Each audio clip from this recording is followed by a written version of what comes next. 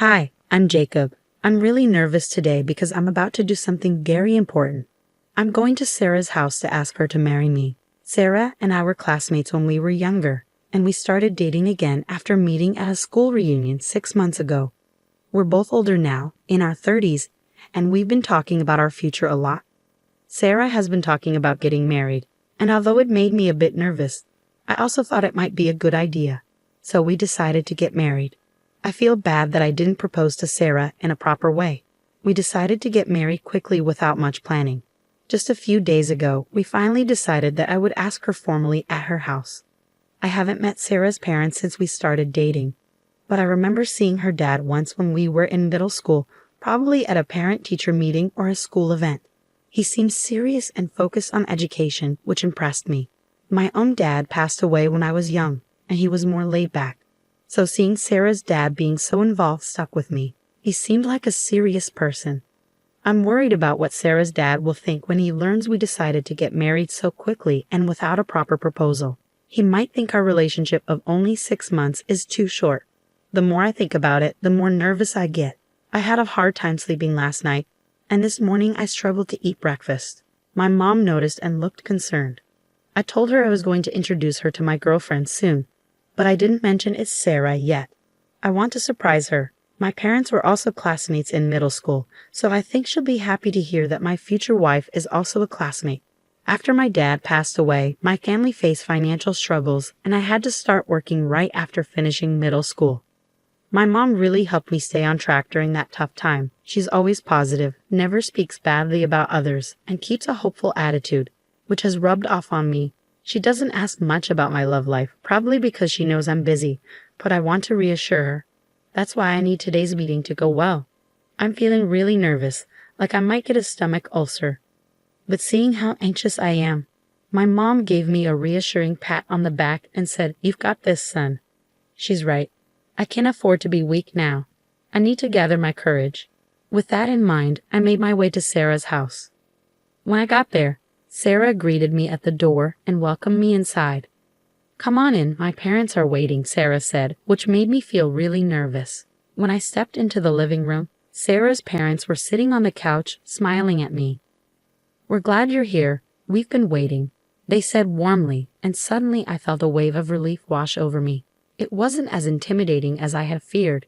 They seemed friendly and welcoming, and I started to think this meeting might turn out okay. After introducing myself, Sarah's mom brought out some tea. "Thank you," I said gratefully. "I didn't know you went to middle school with Sarah," I exclaimed, surprised.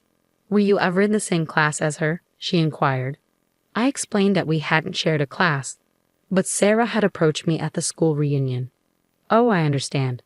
But I should remember you if you were a top student, even from a different class," she pondered, resting her hand on her cheek, looking puzzled.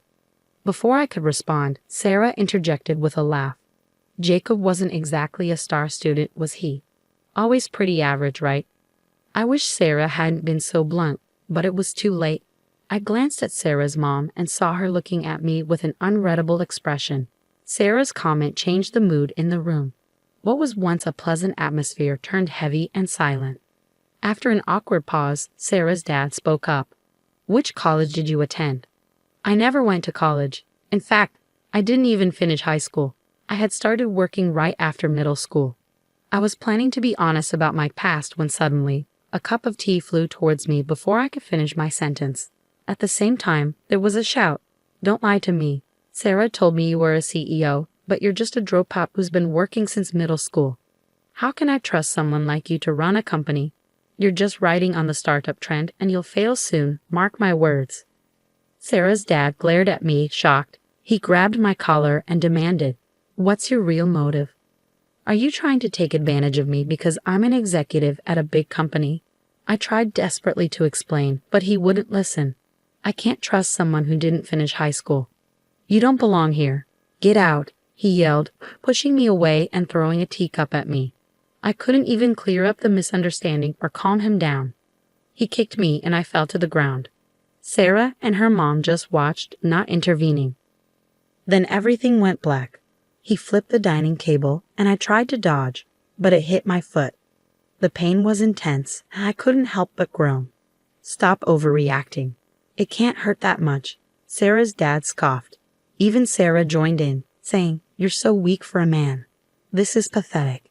I knew I had to get out of there. Despite the pain in my foot, I managed to leave Sarah's house. When I got home, my mom, who had been eagerly waiting for me, rushed out to greet me. Seeing her, I felt so relieved that I passed out. "Jacob, thank goodness you're awake." My mom's worried face greeted me as I opened my eyes, tears welling up in her eyes. As I came to, memories of what happened at Sarah's house flooded back.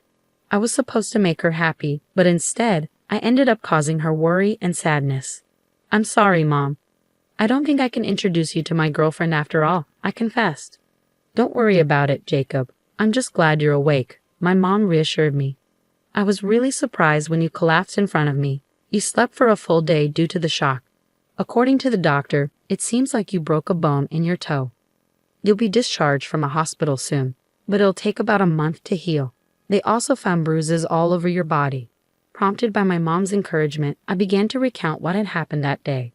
As soon as I mentioned Sarah's last name, I noticed a change in my mom's expression. "Johnson, you don't mean..." Her face turned pale.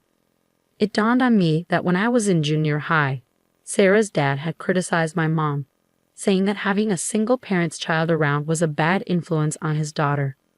My dad wasn't around during my junior high years, and my mom, who was working hard every day, could only attend school events once in those 3 years.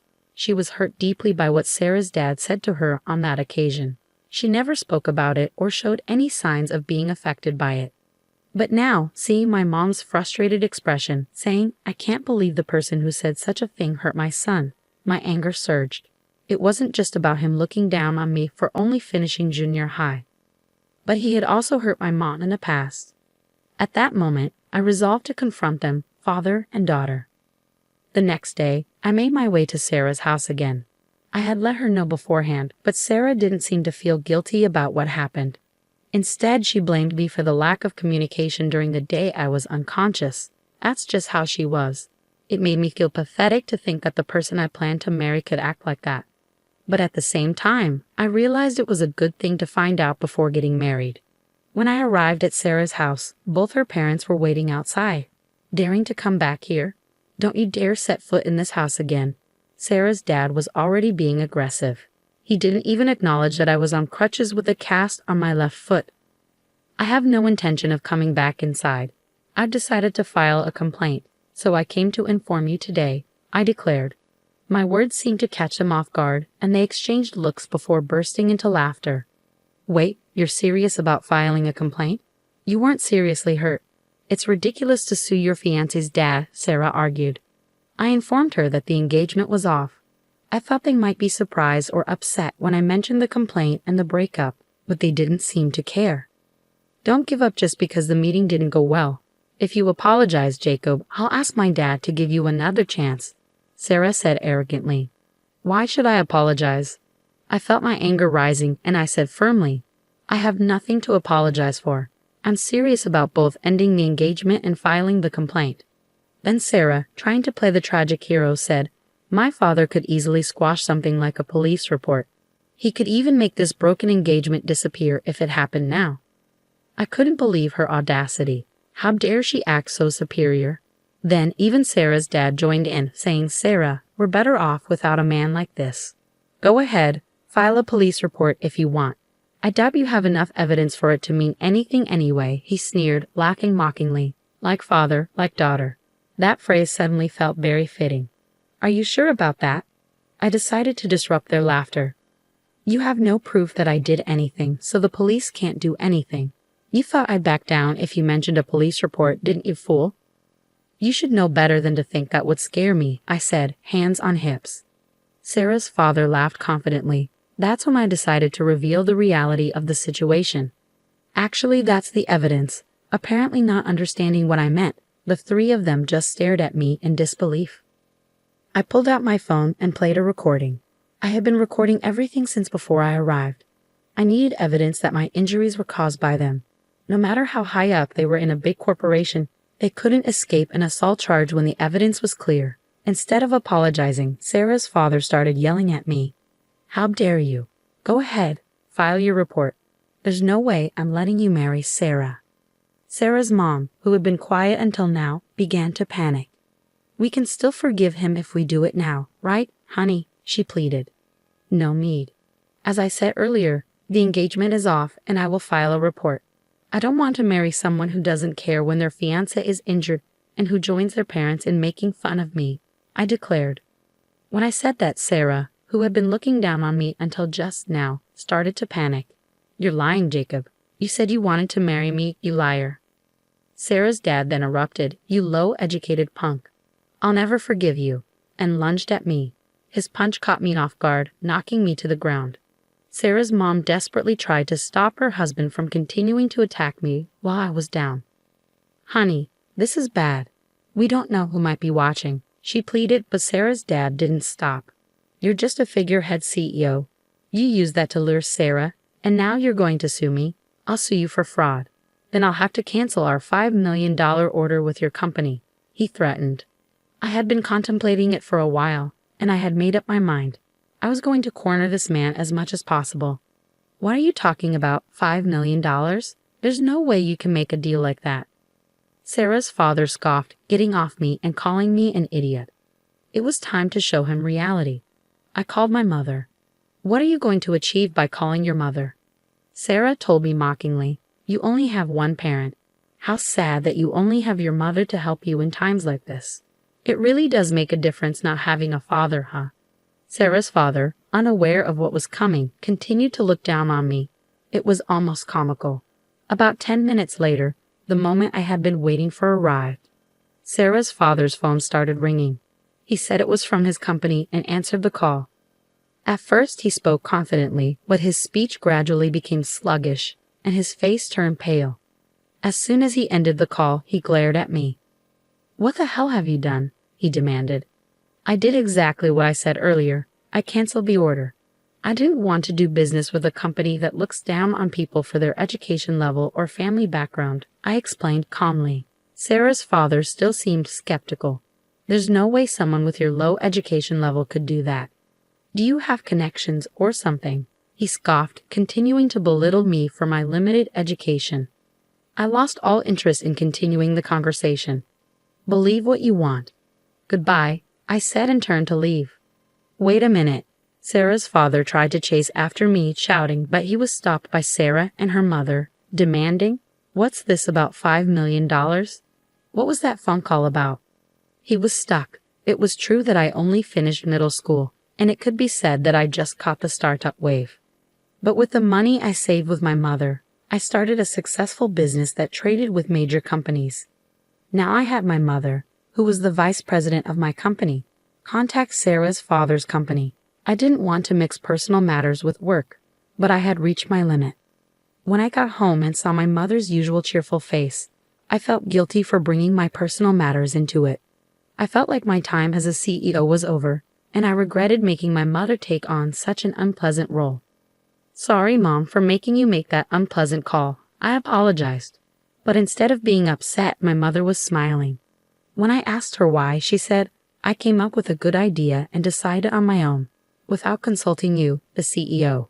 It turns out, when my mother called the president of the other company, she told them what Sarah's father had done to me. She suggested that if Sarah's father was fired, the cancellation of the order could be revoked. By the time I got home, the president of the other company had called to say that Sarah's father had indeed been fired. True to her word, my mother continued the order.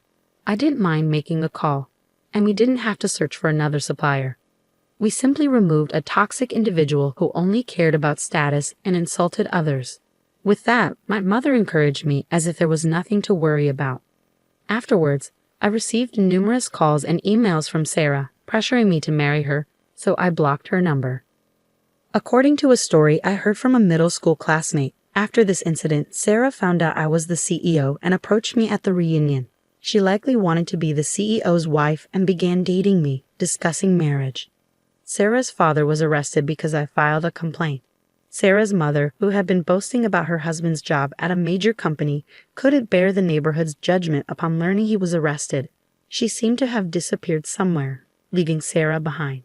It was a fitting end for a mother and daughter who were solely concerned about their image. I maintained our contract with the company where Sarah's father had worked, and we now have a good relationship. There are discussions about new projects, and it seems like my days will remain busy but fulfilling for a while.